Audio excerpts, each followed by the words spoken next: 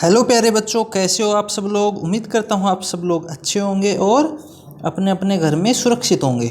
तो चलिए बच्चों शुरू करते हैं। आज जो है ये वर्कशीट करने वाले हैं हम आपके अभ्यास के लिए करेंगे। 12 जुलाई की ये वर्कशीट है बच्चों, कक्षा 8 की वर्कशीट, गणित विषय की वर्कशीट नंबर 2 ये रहने वाली है। ठीक है, तो इसमें हम बच्चों बात करेंगे LCM और HCF का। ठीक है, यानी कि लघुत्तम समापवर्त्य और महत्तम समापवर्तक की बात करेंगे। ठीक है, तो इसमें इन दो चीज़ों की बात करेंगे। इसको LCM कहते हैं, इसको कहते हैं बेटा LCM, और इसको कहते हैं HCF। ठीक है, इन दोनों की बात करते हैं। तो कोई भी दो प्राकृतिक संख्याएं सोचो और बताओ। जैसे कोई भी प्राकृतिक संख्या यहाँ दी गई 18 और 24। इन संख्याओं के गुणनखंड, गुणनखंड का मतलब होता है टुकड़े और गुणज का मतलब होता है उसके मल्टीप्लाई, यानी उसको गुणा करते जाएंगे तो क्या आएगा। ठीक है, तो 18 के गुणनखंड, गुणनखंड मतलब 18 में जिसका पूरा पूरा भाग जाए वो गुणनखंड। जैसे 1 2 3 6 9 और 18, इनमें सभी में ये सभी जो हैं इनका 18 में पूरा पूरा भाग जाता है, इसलिए ये गुणनखंड है। इसी प्रकार 24 के गुणनखंड क्या हो जाएगा, 1 2 3 4 6 8 12 और 24। ठीक है, इनमें ये जो संख्याएं दी गई हैं ये सारी, ये भी 24 को पूरा विभाजित करती हैं। ठीक है बच्चों, गुणज क्या हो जाएगा, 18 के गुणज मतलब 18 का पहाड़ा बोल देंगे, 18 36 54 72। ठीक है, इसी प्रकार 24 के गुणन 24 का पहाड़ा हो जाएगा। यहाँ तक बच्चों बिल्कुल आसान है। ठीक है, अब देखिए, अब इनका निकालेंगे LCM और HCF। ठीक है, तो सबसे पहले बच्चों देखिए 18 और 24 के गुणनखंड हमने लिखे, इनमें कॉमन क्या है, 1 2 3 6, 1 2 3 6, ये दोनों में कॉमन है। क्या है, ये दोनों में कॉमन है।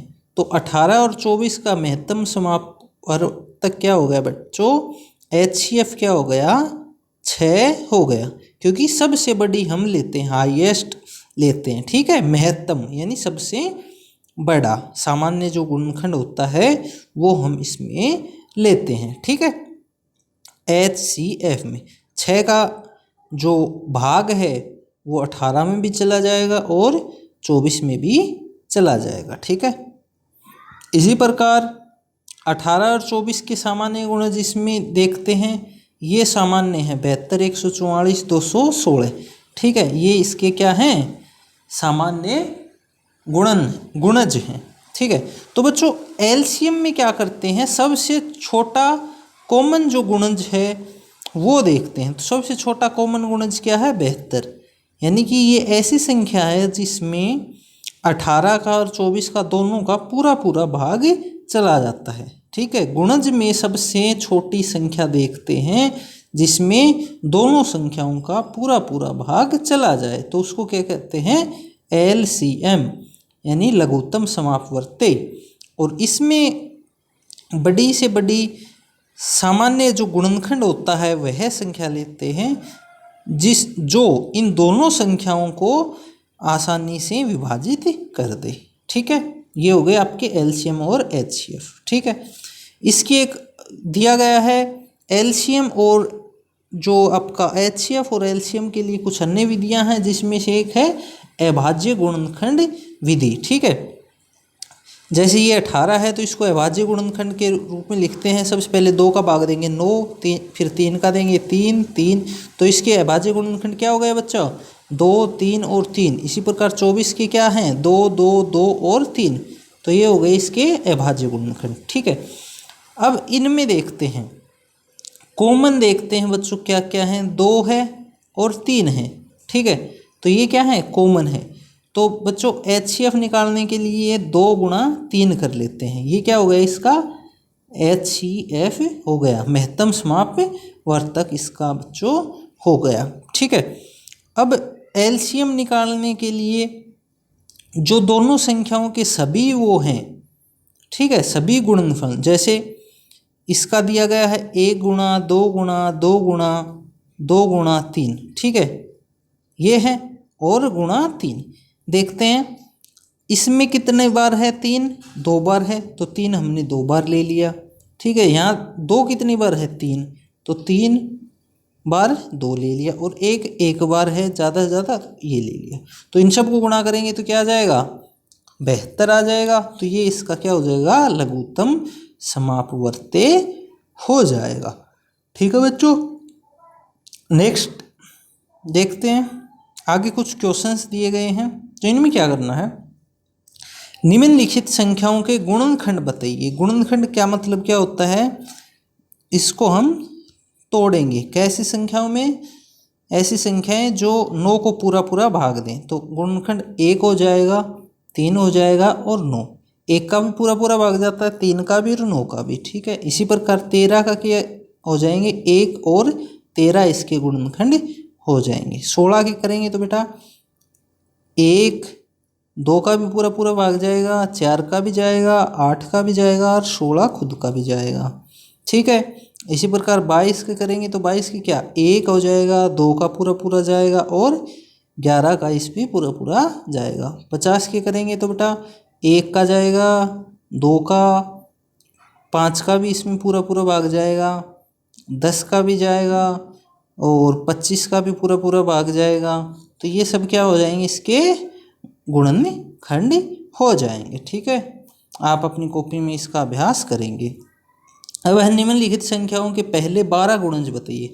गुणज का क्या मतलब बताया था मैंने, गुणन इसको पहाड़ा बोलना है। तो 7 के पहले 12 गुणज यानी 7 का पहाड़ा हम 12 तक लिखेंगे। जैसे 7 एकम 7, 7 दूनी 14, 7 ये 21। इसी प्रकार इसको 12 तक लिखेंगे यानी 12 बार गुणा करेंगे। इसी प्रकार इन संख्याओं के भी पहाड़े लिखेंगे। ठीक है, तो ये बच्चों हो जाएगा इसका गुणज। तो ये आपको घर पे अपनी कॉपी में करके देखना है।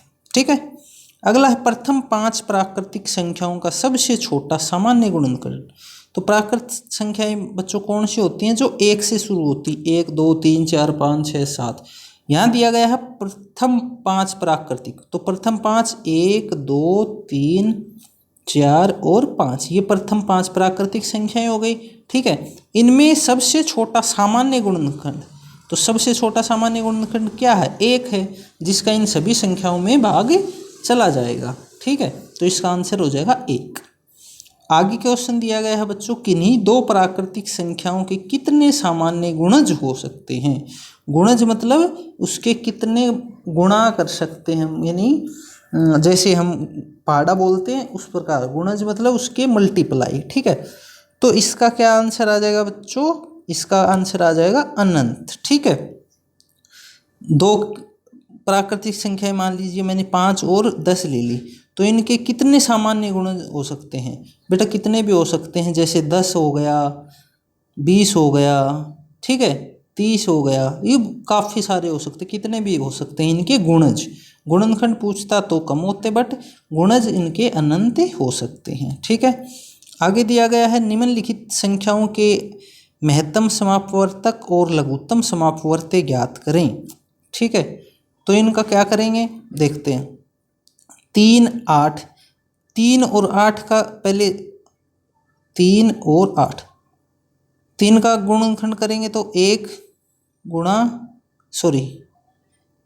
और 3 हो जाएगा। 8 का करेंगे 1, 2, 4, 8। ठीक है, तो अभी इनमें कॉमन देखते हैं क्या है। कॉमन क्या है बच्चों, 1 है।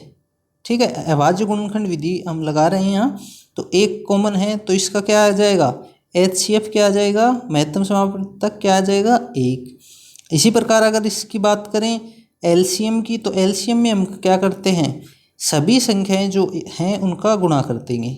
ठीक है, तो इनका गुणा करके देखेंगे और सबसे जो छोटी है, ठीक है, सबसे जो छोटी है उसका अपन, तो बच्चों इसमें ये थोड़ा गलत लिख दिया गया, अभाज्य गुणनखंड विधि से करेंगे यहाँ, तो ये क्या क्या हो जाएगा, 1, 2 और 2 और यहाँ 2। ठीक है, ये मैंने यहाँ पे इसके क्या लिख दिए थे, गुणनखंड लिख दिए थे। अभाज्य गुणनखंड विधि से करेंगे तो यहाँ क्या क्या आ जाएगा, अपन ऐसे करेंगे ना, 2 का भाग देंगे तो 2, फिर 2 का भाग देंगे तो 1 आ जाएगा, 4 और फिर 2 और ये 1, ठीक है। तो 2 दूनी 4, 4 दूनी 8 और 1 1, तो ये आ जाएगा 1 2 2 और 2, ठीक है। इसको दोबारा करते हैं एक बार। क्या था, 3 के क्या हैं 1 और 3, 8 के क्या हैं 1 2 2 और 2, ठीक है। तो अब इनका HCF क्या हो जाएगा बच्चों, पहले क्या याद करना हमें, महत्तम समापवर्तक। तो HCF क्या हो जाएगा 1 हो जाएगा। LCM क्या करेंगे, इन सबको गुणा कर देंगे, 2 दूनी 4, 4 दूनी 8, 8 तिये 24 और 24 को 1 से गुणा करेंगे 24। तो HCF क्या आ जाएगा 1 और LCM कितना आ जाएगा बच्चों इनका 2 4 24। 24 ऐसी सबसे छोटी संख्या है जिसमें 3 का और 8 का पूरा पूरा भाग जाता है, ठीक है। फिर इसी प्रकार आगे जो दी गई हैं संख्याएं 4 12 15 25, इन सब का अपने को महत्तम समापवर्तक और लघुत्तम समापवर्तक निकालना है, ठीक है। करना कुछ नहीं है, जैसे 4 है, 4 का लिख लेंगे अपन क्या 2 गुणा 2 हो जाएगा गुणा 1, 12 का लिखेंगे तो क्या आ जाएगा 2 गुणा 2 गुणा 3, ठीक है। इसमें अब कॉमन देख लेते हैं, तो कॉमन क्या है इसमें 2 गुणा 2 2 गुणा 2, तो 2 गुणा 2 क्या होता है 4, तो इसका HCF क्या आ जाएगा 4 आ जाएगा। और LCM की बात करें तो क्या आ जाएगा LCM, तो LCM क्या आ जाएगा 2 गुणा 2 गुणा 3, तो ये क्या हो जाएगा 12, 12 इसका बच्चों LCM आ जाएगा। तो ये जो अपने पास दी गई थी अभाज्य गुणनखंड विधि, इसका प्रयोग करते हुए आप इन सब को करेंगे और जो बाकी के क्वेश्चंस हैं वो अपनी कॉपी में हल करके आंसर बच्चों कमेंट करके बताना मुझे कितना आता है, ठीक है। जहाँ भी समझ में ना आए उसको रोक के अच्छे से करने का प्रयास करें। मिलते हैं बच्चों अगली वीडियो में, तब तक बच्चों खुश रहो और मुस्कुराते रहो।